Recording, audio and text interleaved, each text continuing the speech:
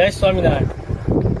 આજે અત્યારે હું અહીંયા કરિયાણા મુકામે ગઢડાથી લગભગ 30 કિલોમીટર દૂર આવ્યો છું।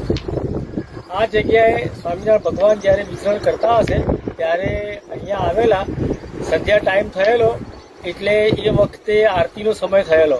ત્યાં આરતી જ્યારે ગાઈ ત્યારે કહ્યું કે ભાઈ ઝાલર તો વાગી જોઈએ ને આરતી વખતે, એટલે મહારાજે એવું કહ્યું કે આ પથ્થરો છે એમાં આ પથ્થર ઉપર તમે વગાડો તો ઝાલર જેવો અવાજ આવશે।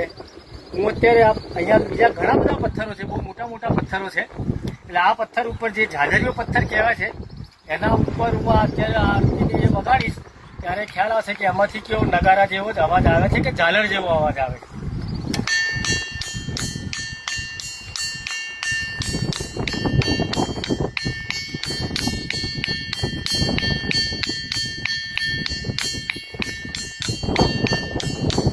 હવે આ બાજુમાં જ આ પથ્થર છે, જે પથ્થર ઉપર ફરીથી હું આ બે પથ્થરથી ફરી વગાડું છું એટલે ખ્યાલ આવશે।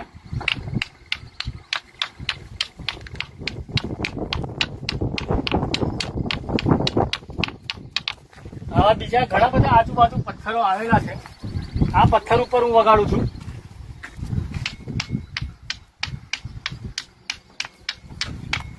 કોઈ પણ પથ્થરમાંથી ઝાલર જેવો અવાજ આવતો નથી।